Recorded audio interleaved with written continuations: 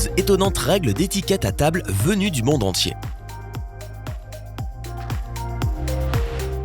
Quand tu voyages à l'étranger et que tu essaies la cuisine locale, tu as peut-être déjà constaté à quel point les manières à table sont très différentes des tiennes.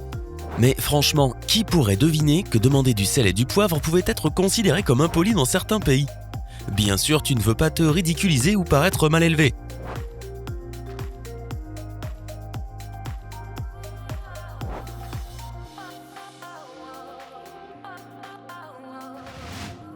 Voici donc 12 règles d'étiquette à table tout à fait inattendues venues de tous les coins du monde.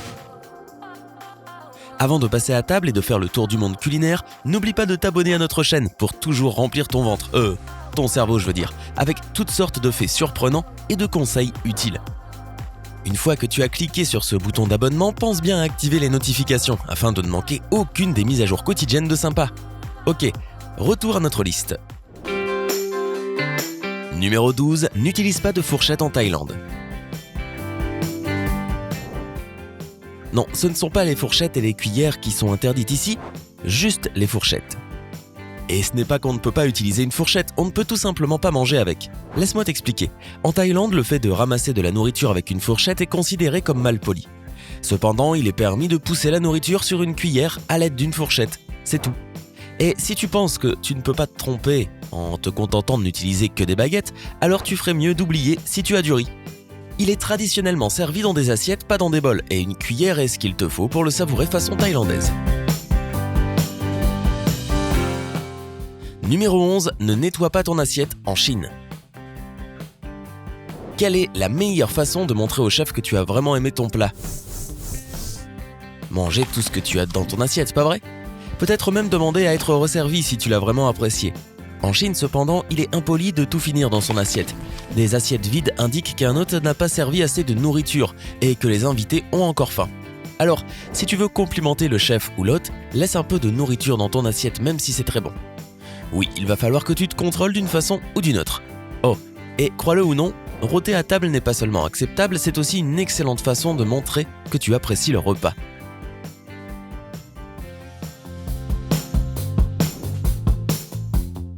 Numéro 10, sois prêt à partager une assiette en Éthiopie.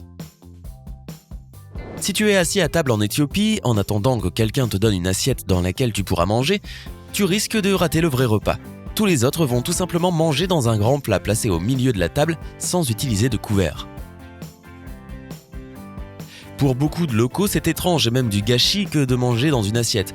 Par contre, il faut seulement saisir la nourriture qui est située la plus proche de toi. Te servir de l'autre côté est considéré comme impoli. De même, il faut attendre la fin du repas pour déguster les plats à base de viande. C'est la dernière chose qui se mange.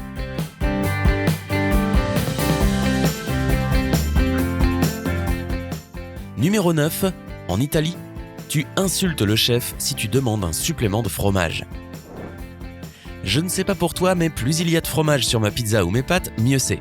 Et bien que les Italiens raffolent de ce produit, il est considéré comme grossier de demander un supplément de fromage. Cela peut offenser le chef parce qu'il va considérer que tu n'aimes pas le plat tel qu'il l'a préparé et que tu veux le modifier. Et prépare-toi à ça, ajouter du parmesan à ta pizza est également considéré comme insensé. Tous les plats de pâtes ne se marient pas bien avec du parmesan. Et comme les Italiens sont connus pour leur art culinaire exceptionnel, alors faisons confiance aux experts.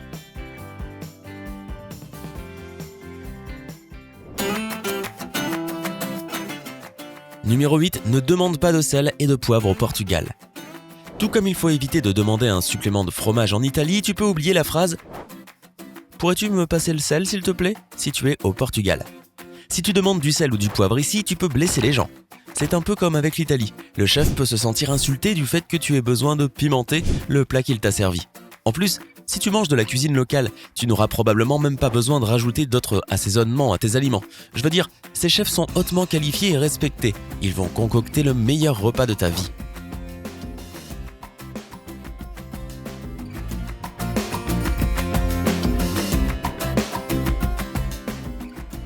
Numéro 7.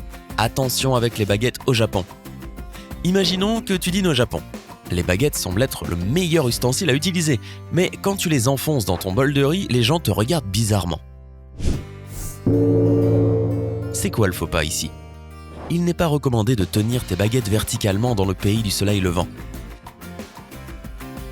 Selon la tradition, les gens placent les baguettes verticalement pendant les funérailles. Dans un restaurant, cela peut insulter le propriétaire. Alors, pour éviter une situation embarrassante, pose tes baguettes parallèlement au bord de la table devant toi si tu fais une pause entre deux bouchées.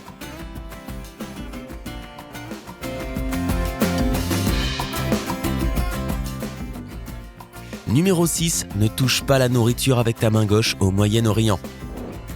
Au Moyen-Orient, en Inde et dans certains pays africains, la main gauche est utilisée pour se nettoyer après être allé aux toilettes. Dans le sud de l'Inde, tu ne peux même pas toucher l'assiette avec ta main gauche, car elle est considérée comme trop sale pour être près de la nourriture. Alors si jamais tu te retrouves dans cette partie du monde, n'oublie pas de toujours utiliser ta main droite pour manger ou pour socialiser. Et que faire si tu es gaucher? Ne rien manger? Bien sûr que non. Dans ce cas, assure-toi de n'utiliser que ta main gauche, car pour toi, logiquement, c'est avec ta main droite que tu fais ce que font les droitiers avec leur main gauche.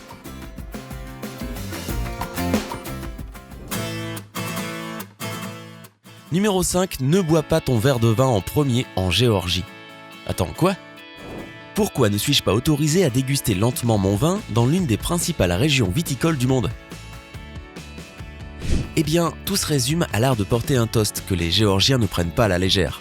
Ce n'est qu'après que l'hôte à table aura terminé son long, beau et sincère discours sur tout ce qu'il souhaite à ses invités, santé, amour et prospérité, que tu pourras trinquer toi aussi.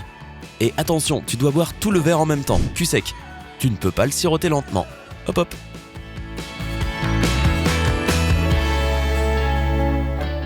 Numéro 4. Ne remplis pas ton propre verre au Japon. Si tu te retrouves à un dîner au Japon et que du vin est servi, ne te sers jamais un autre verre toi-même. Tu es censé remplir le verre de la personne assise à côté de toi à table et elle te rendra l'appareil.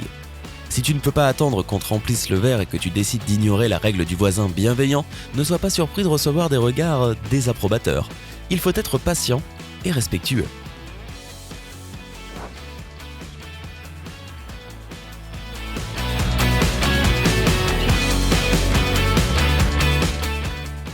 Numéro 3. Ne bois un cappuccino que le matin en Italie. C'est un bel après-midi ensoleillé à Rome, tu te prends un bon cappuccino et un succulent petit gâteau, et tu sens que les gens autour de toi te regardent de manière étrange. Les Italiens boivent du cappuccino bien sûr, mais c'est surtout une boisson du matin, ou même un substitut au petit déjeuner. Mais si tu bois ce café mousseux et onctueux plus tard dans la journée, il peut te donner des douleurs d'estomac, du moins d'après les locaux. Personne ne te dira quoi que ce soit ou ne se vexera, mais ils sauront immédiatement que tu es un touriste. Alors, si tu cherches à te fondre dans la masse, commande un expresso après 12 heures.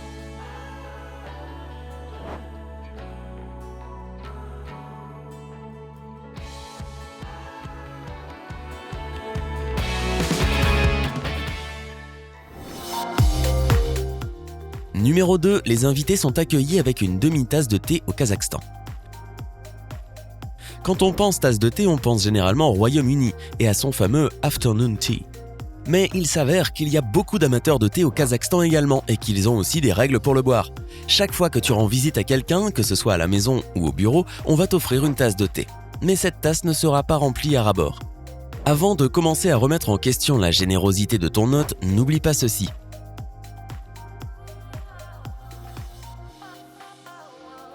Une demi-tasse signifie en réalité que ton hôte ne veut pas que tu t'en ailles trop vite.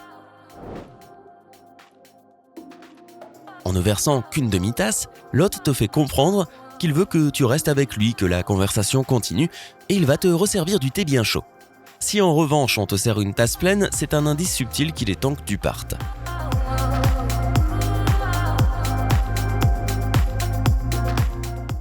Numéro 1. Une théière propre est une théière sans âme en Chine. Si tu as été invité à boire le thé en Chine et que tu offres ton aide pour la vaisselle, ne t'avise surtout pas de laver la théière. Les Chinois ne lavent pas les théières, surtout les théières traditionnelles en argile avec du liquide vaisselle. Elles sont lavées à l'eau ou au sable spécial, puis on les laisse sécher à l'air libre. La plaque qui en résulte, qui possède toute la saveur et la couleur du thé, donne à la théière une âme. C'est pourquoi il est interdit de la tuer avec différents produits de nettoyage. Tu ne voudrais pas contrarier les anciens esprits du thé chinois. n'est-ce pas? Ouais, moi non plus. Laquelle de ces coutumes t'a le plus étonné? Quelles sont les règles d'étiquette à table de ton pays? Dis-nous tout dans les commentaires ci-dessous. N'oublie pas de cliquer sur j'aime et de t'abonner pour rester à jour avec les vidéos de Sympa. À bientôt sur Sympa.